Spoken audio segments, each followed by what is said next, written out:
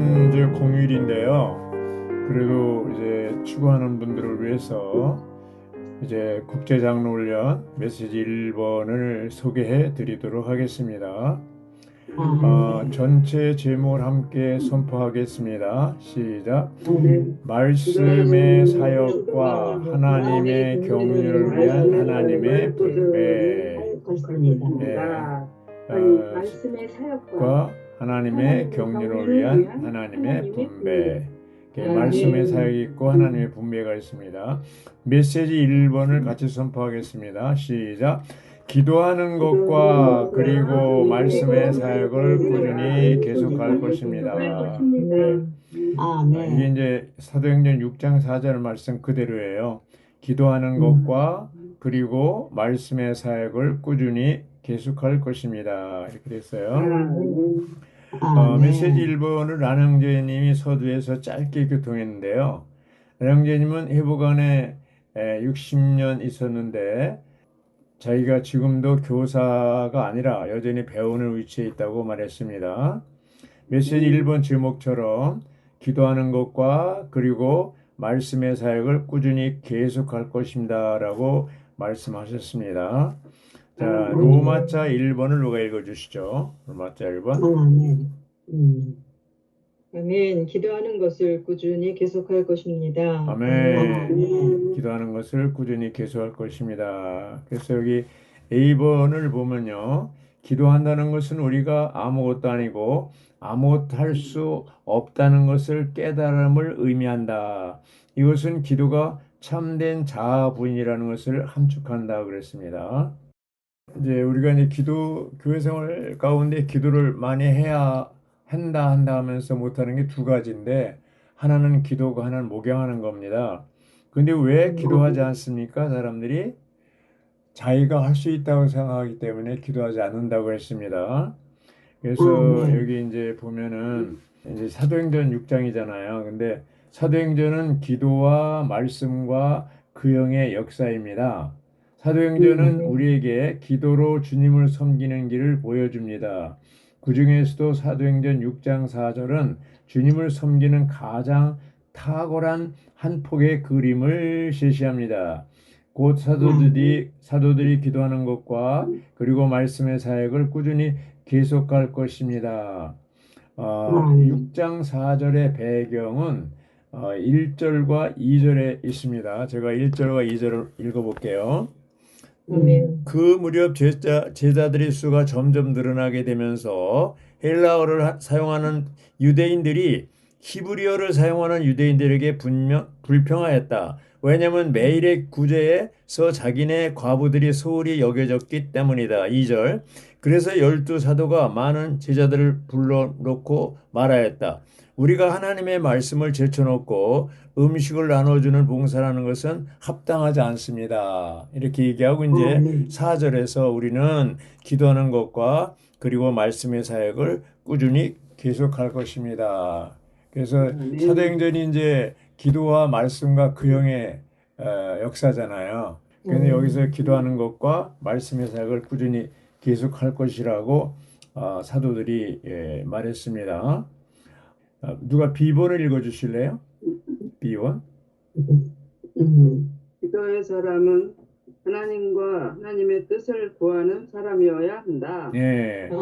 이제 기도의 사람이 있고 그냥 기도하는 게 있는데 이제 대부분의 사람들이 기도할 때 어떤 일이나 어떤 사물이나 어떤 사람에 대해서 어떤 필요를 기도하잖아요.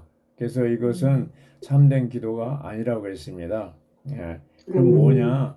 참된 기도의 사람은 하나님과 하나님 뜻을 구하는 사람이어야 한다고 그랬어요. 그래서 주 예수님이 제자들에게 가르쳐주는 기도가 뭐예요? 먼저 삼위일 하나님의 필요를 위해서 기도하고 다음에 우리의 필요를 위해서 기도하라고 그랬잖아요. 그래서 아버지 이름이 거룩히 여겨지도록 하시며 왕국이 오게 하시며 뜻이 하늘에서 이루어진 것 같이 땅에서도 이루어지게 하옵소서. 그러고 나서 일용할 양식을 주옵시고 이렇게 됐거든요. 그러니까 우리가 참된 기도라는 것은 뭘 얘기해? 하나님의 뜻을 구하는 건데 하나님의 뜻을 구하려면 먼저 기도할 게 있고 다음에 기도할 것이 있는 거죠. 그래서 아버지 이름, 왕국, 하나님의 뜻 이것을 기도했는데 우리의 필요, 우리 일용할 양식 이런 것들도 뭐예요? 이 삼일 하나님의 필요를 채우기 위한 거죠. 예. 이런 관점에서 하나님의 뜻을 기도의 사람은 하나님의 뜻을 구하는 사람이어야 한다는 거죠. 기도의 12번 기도의 참된 의미는 우리의 영 안에서 하나님을 접촉하고 하나님 자신을 흡수하는 거라고 그랬어요. 그러니까 기도는 우리가 어떤 것을 필요가 있어서 그걸 달라고 기도하는 게 참된 기도가 아니고 하나님을 접촉하고 하나님을 연결하고 하나님 자신을 흡수하는 거라고 그랬어요. 의미가 다르잖아요. 예, 의미가 다릅니다. 그래서 여기 보면 이제 12번의 1번을 보면 기도는 사람의 영이 신성한 영을 접촉하는 것이고 이렇게 접촉하는 동안 우리는 하나님을 들이마신다 그랬고요.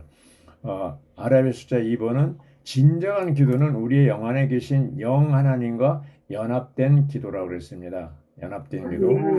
거기 이제 고린도전서 6장 17절을 소개했습니다. 그러나 주님과 합하는 사람은 주님과 한 영입니다. 그래서 이 한 영이라는 게 연합된 영을 얘기하는 거고 이 연합된 영 안에서 기도하는 것이 연합된 기도라고 그랬어요. 그러니까 이 한 영이라는 게 굉장히 놀라운 건데요. 하나님의 영과 사람의 영과 합친 것이 바로 한 영이거든요. 연합된 영. 예. 그래서 이러한 영 안에서 연합된 영 안에서 기도하는 것이 진정한 기도라는 것이죠. 그래서 여기 작은 비본에도 보면 참된 기도 곧 하나님과 사람이 포함된 기도는 하나님의 영께서 사람의 영과 연합되시고 사람의 영이 하나님의 영과 연합된 결과라고 그랬습니다. 예. 여기 이제 조금 길은데 아라비아 숫자 3번을 누가 읽어주시죠? 12번에 3번. 우리가 진정한 기도 곧 하나님께서 시작하시고 하나님을 접촉하는 기도를 하려 한다면 반드시 성령 안에서 기도해야 한다. 성령 안에서 기도하는 것은 우리와 성령이 두 영의 교통 안에서 함께 기도하는 것을 의미한다. 예, 여기 이제 중요한 단어가 뭐예요? 함께, 함께. 이제 우리가 기도하는 거냐, 주님이 기도하는 거냐, 이렇게 묻는다면 대답이 뭐예요? 함께 기도하는 거라고 그랬어요. 근데 사실은 우리가 기도할 때 함께 기도한다는 마음이 없잖아요. 예. 그래서 앤드류 모레이는 우리 안에 땅에 있는 우리 안에 있는 그리스도가 우리 영 안에 있는 그리스도가 삼층천 보호자 안에 계신 그리스도에게 기도하는 거라고 그랬어요. 그래서 여기서 이제 보면 1일자 말씀에 보면 그 로마서 8장 26절 27절이 나오는데 거기에 그 함께란 말이 나와요. 이와 같이 그 영도 우리의 연약함을 함께 짊어지심으로 우리를 도우십니다. 우리는 마땅히 무엇을 위하여 기도해야 할지 알지 못하지만 그 영께서 말할 수 없는 탄식으로 우리를 위하여 직접 중보기도 하십니다. 누가 기도한다는 거예요? 그 영께서. 바로 그리스도께서 직접 중보기도 하십니다. 사람의 마음을 살피시는 분은 그 영의 생각을 아십니다. 그 영께서 하나님에 따라 성도들을 위하여 중보기도 하시기 때문입니다. 그러니까 여기서 직접 그 영께서 기도한다는 것은 바로 우리 영 안에 있는 그분, 한 영 안에 기도하는 거, 연합된 영 안에서 기도하는 것과 연합된 기도를 말씀하고 있습니다. 이러한 관점이 이제 우리가 이제 달라져야 되죠. 예. 참된 기도가 뭐냐? 우리 안에 계신 그리스도께서 삼층천인 보좌에 계신 그리스도에게 기도하는 것이고 또 직접 우리를 위해서 말할 수 없는 탄식으로 중보기도하고 계시는 건데 이제 우리가 주님만 기도하는 게 아니고 나만 기도하는 게 아니고 함께 기도하는 거. 예, 이것을 아주 우리가 분명히 알 필요가 있습니다. 자, 2번을 누가 읽어주시죠? 성경에는 기도함도 없고 영적인 기도인 권위의 기도가 포함되어 있다. 예. 성경에는 뭐가 있냐면 가장 높고 영적인 기도가 뭐냐면 권위의 기도 포함된다고 그랬어요. 권위의 기도. 그래서 마태복음 18장 18절에는 묵는 기도라고 부를 수 있는 기도와 푸는 기도라고 부를 수 있는 기도가 나온다고 그랬어요. 묵고 푸는 것이 권위의 기도라고 그랬어요. 그래서 18장 18절에 보면 여러분이 땅에서 묶는 것은 무엇이든지 하늘에서 이미 묶인 것이며 여러분이 땅에서 푸는 것은 무엇이든지 하늘에서 이미 풀린 것이다. 그러니까 여기 보면 하늘과 땅이 하나잖아요. 그죠? 하늘에서 푸는 것을 땅에서 풀고 하늘에서 묶는 것을 땅에서 묶고 이런 겁니다. 묶고 푸는 게 하늘이 먼저라는 얘기죠. 영문자 2번을 보면요. 권위의 기도는 마가복음 11장 23절과 24절에 나오는 기도라고 그랬어요. 마가복음 11장 23절 24절에 보면 내가 진실로 여러분에게 말합니다. 누구든지 이 산을 향하여 들려 올려져 바닷속으로 떨어져라 라고 말하면서 마음에 의심하지 않고 말한 대로 된다고 믿으면 말한다고 된다고 믿으면 그대로 이루어질 것입니다. 이루어질 것입니다. 그러므로 내가 여러분에게 말합니다. 여러분이 기도하고 구하는 것은 무엇이든지 이미 받은 줄로 믿으십시오. 그리하여 여러분에게 그대로 이루어질 것입니다. 이게 놀랍잖아요. 그러니까 예수님이 제자들이 예수님을 가만히 보니까 예수님은 기도를 길게 하지 않는데 할 때마다 간단히 기도하지만 그대로 다 이루어지잖아요. 예. 그러면서 지금 여기서 이제 믿음으로 기도하는 것을 말하고 있으며 받은 줄로 믿으라는 거죠. 예, 받은 줄로 믿으라는 이게 굉장히 권위 기도라는 거죠. 예. 그래서 믿음은 하나님께서 어떤 일을 하실 수 있거나 하실 것임을 믿을 뿐 아니라 하나님께서 이미 그 일을 하셨다는 것을 믿는다고 그랬어요. 예. 그래서 우리가 이제 마가복음 11장 20절부터 24절까지 나오는 기도 권위 기도에 대해서 이해를 하려면 발전소의 전기하고 우리 집안에는 전열 기구하고 연결하는 것 생각하면 돼요. 이제 우리가 발전소에 무궁무진한 전기가 있는데 우리 집안에 혹은 공장에 또 여러 학교에 뭐 사무실에 다 전기가 가잖아요. 근데 연결 스위치가 내려진 오프 상태에서는 그 무궁무진한 발전소의 전기가 사용할 수 없어요. 먼저 기도라는 것은 이 스위치를 올리는 거예요. 연결하는 거예요. 그러고 난 다음에 그 연결되면 어떻게 자동적으로 이제 냉장고 또 무슨 뭐 선풍기 또 이런 에어컨 등등이 다 작동한다는 것을 우리가 믿어야 안 믿어요? 연결하면 다 작동하는 걸 알고 있어요. 여기서도 마찬가지예요. 이 마가복음 11장에서 얘기하는 게 이 권위 기도라는 게 이미 주님과 연결되면 자동적으로 다 된다는 것이죠. 그대로 이루어진다는 걸 우리가 이제 믿는 거예요. 그래서 여기 권위의 기도는 이기는 이들과 많이 관련되어 있고 이기는 이들은 모두 이 산을 향하여 말하기를 배워야 된다. 그렇죠? 그래서 여기 이제 기도 레슨이라는 책에 항목에 전쟁의 기도라는 장이 있는데 그거를 이제 란영님이 소개를 하더라고요. 하늘의 영역 안에서 하나님의 보좌에서 나오는 기도는 바로 전쟁의 기도다 이렇게 돼 있어요. 우리가 이제 이 시대 끝에 있죠. 우리가 전쟁의 기도를 한다면 사탄을 몰아낼 것이고 하나님의 왕국을 이끌어올 것이다. 그러니까 이제 이 수준 이기는 자의 기도가 바로 권위의 기도고 이 전쟁의 기도라고 볼 수가 있겠습니다. 자, 로마자 2번을 읽어주시죠, 누가요? 로마자 2번. 아멘. 말씀의 사역을 꾸준히 계속할 것입니다. 아멘. 로마자 1번은 뭐를 꾸준히 계속한다고 그랬어요? 기도하는 것을 꾸준히 계속할 것이다. 로마자 2번은 말씀의 사역을 꾸준히 계속할 것이다. 그렇게 얘기하고 있습니다. 이제 우리가 교회를 섬기고 사람들을 섬긴다는 것은 첫째는 기도로 주님을 섬기고 사람들을 섬기는 것이고 두 번째는 말씀으로 하나님의 말씀으로 사람들을 섬기는 거라고 그랬습니다. 기도로 섬기고 말씀으로 섬기는 것이죠. 로마자 2번의 A번을 보면 사도들이 실행했던 것처럼 기도가 말씀의 사역에 선행되어야 한다 이렇게 돼 있잖아요. 그래서 이 4절 각 줄을 보면 뭐라고 써 있냐면 기도하는 것은 주님의 움직임을 위하여 주님께서 일하시도록 주님께 간청할 뿐 아니라 우리의 영이 훈련되고 강화되도록 하기 위한 것이다. 그러므로 우리는 사도들이 실행했던 것처럼 말씀의 사역을 수행하기 전에 먼저 기도해야 한다. 그러한 기도가 없다면 말씀의 사역에 활력이 없고 능력이 없을 것이다. 이렇게 됩니다.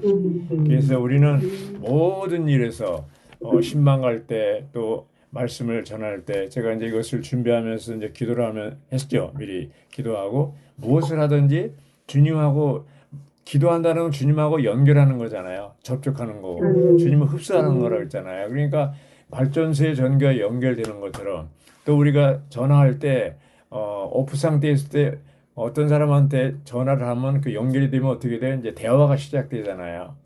주님하고 연결되고 그러한 그 모든 놀라운 능력, 권위 기도를 함으로써 그 능력을 받아들이고 흡수하고 또 대화하고 이렇게 대화하고 이런 것이 이제 기도하는 거라고 그랬잖아요. 예.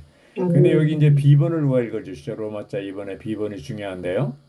그리스도께서 여러분의 마음의 거처를 정하시게 하시며라고 하는 에베소서 3장 17절 상반절은 말씀의 사역에 대한 하나의 예시이다. 네. 아멘. 예, 이게 마음의 거처를 정하게 하시며 이게 3장 17절 거처를 정한다는 게 뭐예요? 우리 마음이라는 게 뭐예요? 생각, 감정, 의지 플러스 양심이잖아요.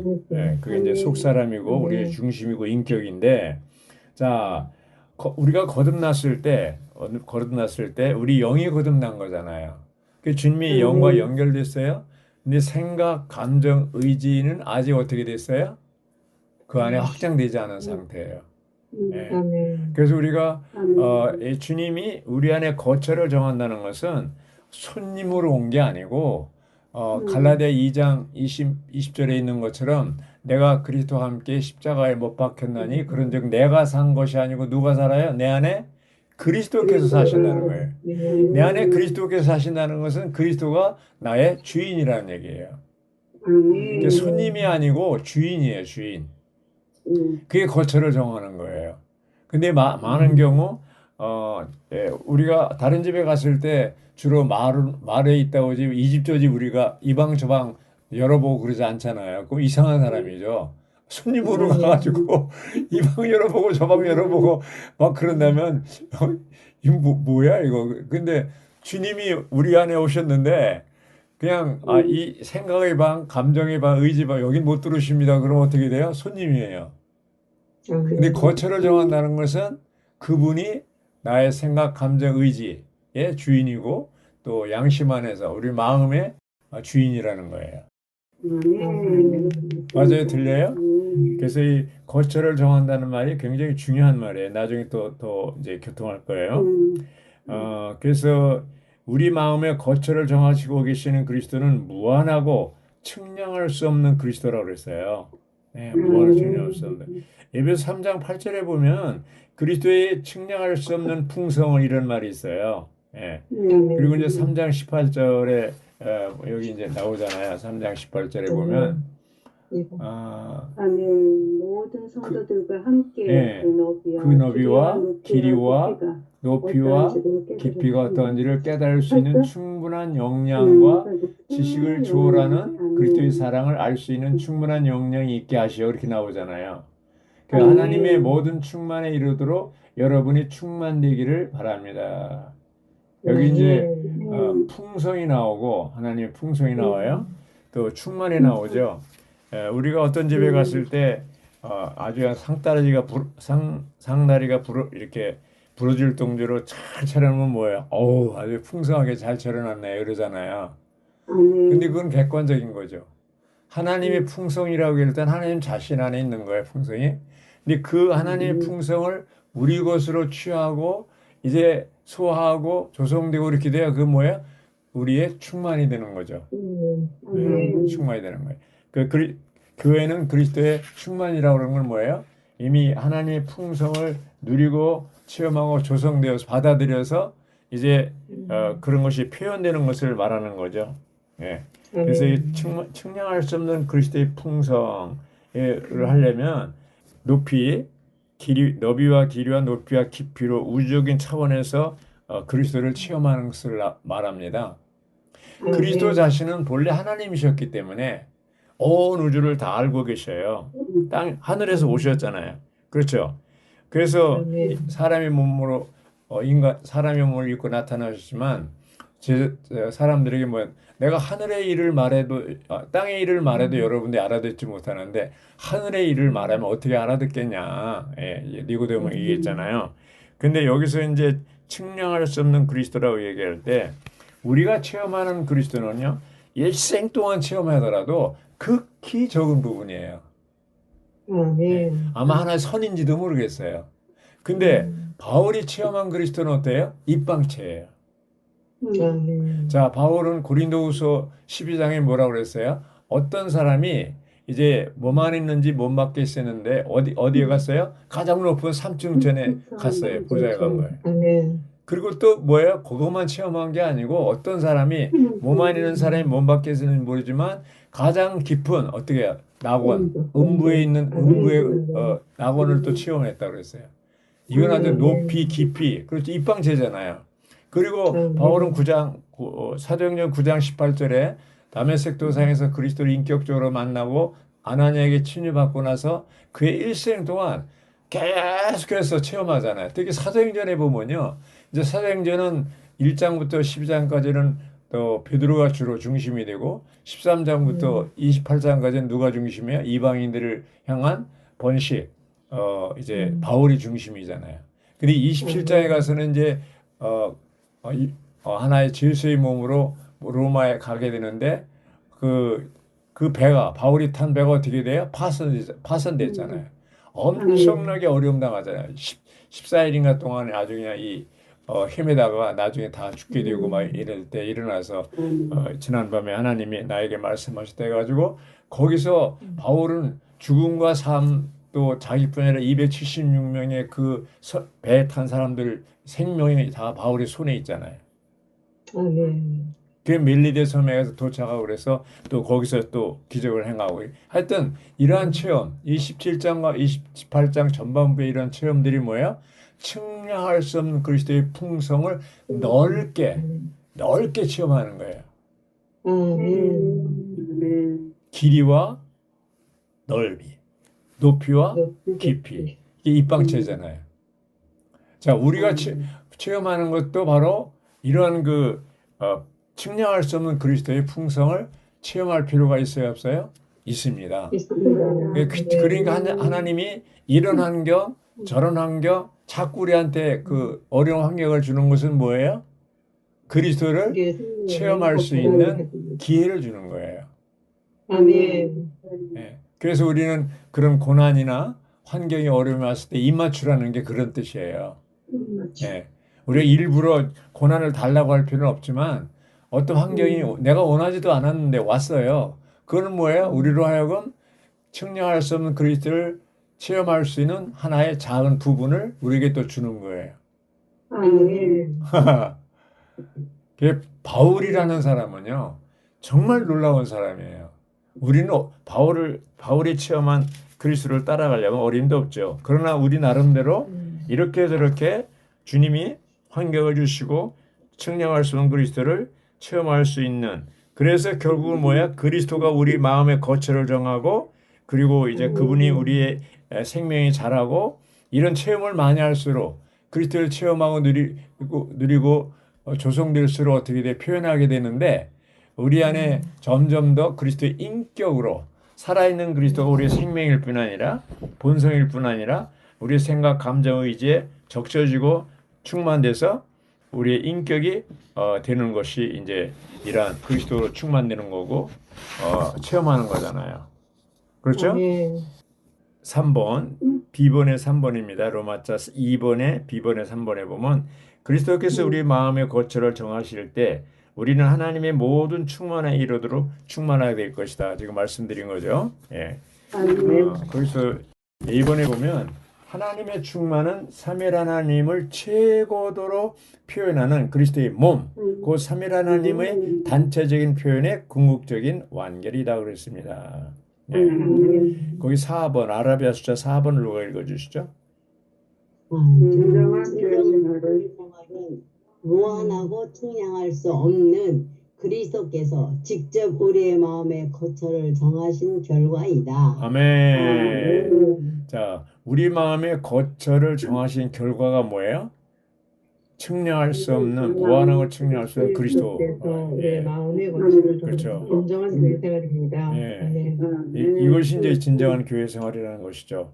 그게 이제 네. 10번에 마태복음 16장 18절에서 교회 건축에 관하여 그리스도께서 하신 말씀이 성취되려면 교회는 반드시 성도들이 그리스도께서 그들의 마음의 거처를 정하시는 것을 어떻게 하라고요? 허락해 드려야 돼요. 예, 허락해 드린다는 거예요. 이게 이제 주님이 뭐 우리 마음, 우리를 막 부시고 생각, 감정, 의지를 이렇게 막 오는 게 아니라 우리가 마음을 주님을 향해서 열어야 돼요. 아멘. 그 우리는 주님을 향해서 열 뿐 아니라 지체들에 대해서도 마음을 열어야 돼요. 근데 많은 경우 주님을 향해서는 마음을 열었다고 하지만 어떤 지체에 대해서는 마음을 안 열 수가 있어요. 이 지체는 마음을 여는데 이 지체는 마음을 안 열 수가 있어요. 그런 건 뭐예요? 아직 주님이 거처를 정하신 게 아니죠. 예. 진정한 교회 생활 안에 들어오지 못한 겁니다. 그래서 여기 이제 마태복음 16장 18절에 보면은 내가 이 반석 위에 내 교회를 건축할 것이니 음부의 문들이 교회를 이기지 못할 것입니다. 자, 너는 베드로라. 이 반석 위에 내 교회를 건축한다 그랬어요. 건축된 교회를 음부의 문들, 사탄이 이기지 못해요. 동물의 왕국을 보면요. 그 사자가 이제 먹이를 이제 잡으려고 할 때 그 물이 지어 있는 데는 못해요. 근데 거기서 떨어져 나온 이제 어떤 이제 양이나 이런 게 있잖아요. 그러면 그거를 공격하잖아요. 혼자 있으면 공격당합니다. 그러나 우리가 두세 사람이 함께 활력그룹을 하고 건축된 이런 상태에 있으면 공격을 못합니다. 그래서 우리가 이 건축할 것이니 음부의 문들이 교회를 이기지 못한다고 그랬습니다. 에베소 3장 17절 그다음에 그러면 이제 16장 18절에서 교회 건축을 말했는데 이것이 언제 이루어지냐면 에베소 4장 16절에 이루어져요. 여기 이제 D번에 나오는데 그리스도께서 우리의 내적 존재를 차지하실수록 우리는 몸 안에서 다른 이들과 더욱더 건축될 수 있을 것이다. 그러면서 에베소 4장 16절을 소개했어요. 예. 오츠만 형제님이 유티니 형제님에게 성경에서 가장 이루기 어려운 구절이 뭔지 아냐고 물어봤어요. 근데 그 다음날 알려줬어요. 바로 에베소 4장 16절이라고. 마태복음 16장 18절에서 내 교회를 건축한다 그럴 때 그것이 어디서 이루어져요? 에베소 4장 16절에 이루어져요. 그게 이루어지려면 중간에 뭐가 필요해요? 3장 17절이 필요한 거예요. 믿음을 통하여 그리스도께서 여러분의 마음에 거처를 정하시게 하시며 여러분이 사랑 안에서 뿌리를 내리고 털을 잡아서 이렇게 여기 믿음을 통하여라는 말이 있잖아요. 믿음을 통하여. 자, 믿음이라는 게 뭡니까? 영접하는 거죠. 그리스도의 인격과 그분이 하신 일을 믿음으로 받아들여서 영접하는 거예요. 믿음의 실제화라고 그러잖아요. 어떤 것을 우리가 믿음으로 받아들여서 내 것으로 취하는 건데 갈라디아 이제 보면요. 5장 3장 25절에 보면 그러나 믿음이 온 후로는 우리가 더 이상 어린이 인솔자 아래 있지 않습니다. 믿음이 온 후로는 그 말은 뭐예요? 그리스도가 온 후로는 그런 뜻이. 그러니까 그리스도가 믿음이라는 거죠. 믿음이 따로 있는 게 아니고 은혜가 따로 있는 게 아니고 우리가 그리스도를 얻으면 그 그리스도 모든 것을 포함한 그리스도 안에 사랑도 소망도 믿음도 다 포함된 거예요. 믿음이 따로 있는 게 아닙니다. 그래서 여기 이제 믿음을 통하여 그리스도를 통하여 그 말입니다. 예, 그리스도께서 여러분의 마음에 거처를 정하시게 하고 여러분이 사랑 안에서 뿌리를 내리고 이렇게 됐어요. 자, 근데 이것이 이제 중간 단계잖아요. 그래서 4장 16절이 거기 보면은 거기서도 똑같이 사랑 안에서 스스로 건축되는 것입니다. 이렇게 됐어요. 3장 10절에서는 사랑 안에서 뿌리를 내리라 그랬고 4장 16절은 사랑 안에서 스스로 건축되는 것이에요. 이게 네. 뿌리를 내릴 때 어떻게 돼요? 위로 올라가잖아요. 줄기 올라가잖아요. 뿌리를 내린 만큼 위로 올라가는 거예요. 식물은 항상 먼저 뿌리를 내려요. 그 다음에 위로 올라가요. 예, 이것이 이제 하나의 자라는 거죠. 그래서 이런 자라는 것이 그 사도행전 6장 7절에 보면 그 하나님의 말씀이 자라고 이렇게 제자들 수가 매일 늘어났다고 그랬어요. 그리고 12장 24절에는 하나님의 말씀이 자라고 번성했다고 그랬어요. 그러니까 개인적으로 보면 자라는 것이고 단체적으로 보면 번성하는 거고 번식하는 거예요. 그래서 사도행전은 뭐야? 그리스도의 부활하신 그리스도의 번성, 부활하신 그리스도의 번식이라고 볼 수 있어요. 그리고 이제 하나님의 말씀이 자라고 번성하라고 그랬어요. 마가복음 4장 20절에 보면 뭐 어떤 장면이 나오냐면 여러분들이 말씀을 듣고 받아 30배, 60배, 100배 열매를 맺는 거예요. 그 열매가 뭐예요? 사람이 아니고 말씀의 열매예요. 여러분들이 하나님의 말씀을 듣고 받아 이렇게 됐어요. 그러니까 오늘날 교회 생활 가운데 우리가 하나님의 말씀을 듣잖아요. 그걸 받고 받아들이잖아요.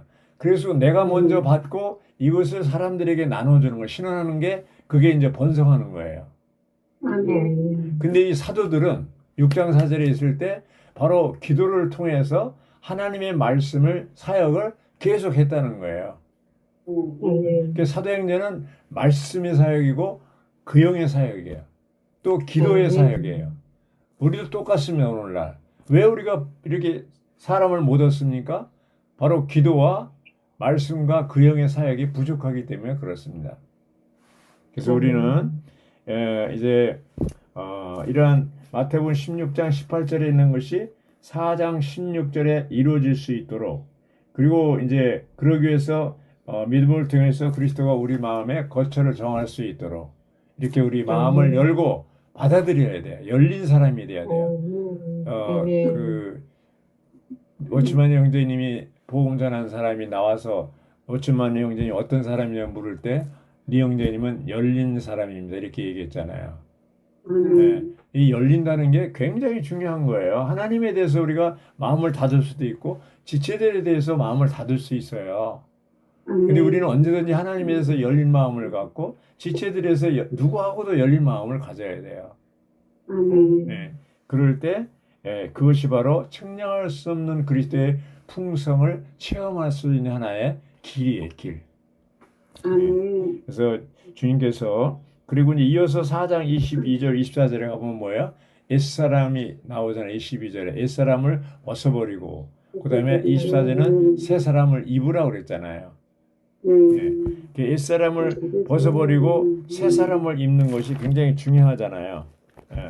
그것이 인격이잖아요. 그리스도 몸을 얘기할 때는 생명이 중점이지만 그리스도의 새 사람을 얘기할 때는 인격을 얘기하는 거예요. 새 사람 인격.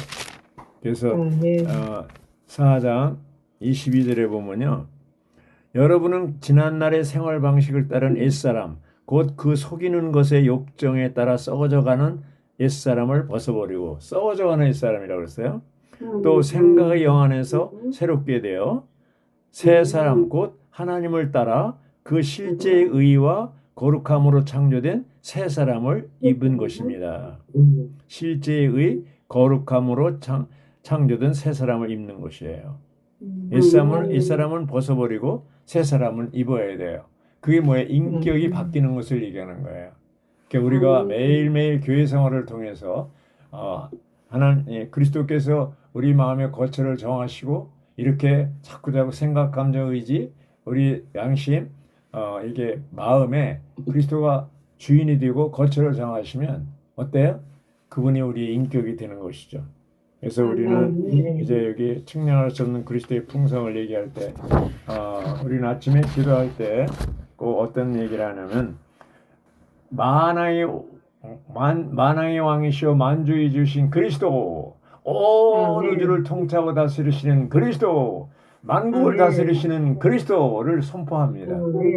그리고 주님을 사랑하고 주님께 감사하고 주님을 사랑하고 주님을 찬양합니다라고 고백하고 이런 것들이 반복해서 그리고 하루 세 끼 밥 먹을 때마다 항상 저는 선포하는 게 뭐예요?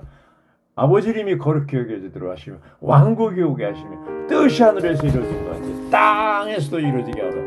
이것을 우리가 반복해서 계속 선포합니다. 아멘. 주님께서 이제 사도행전 6장 4절에 있는 것처럼 기도하는 것 그리고 말씀의 사역을 꾸준히 계속할 수 있기를 바랍니다. 아멘.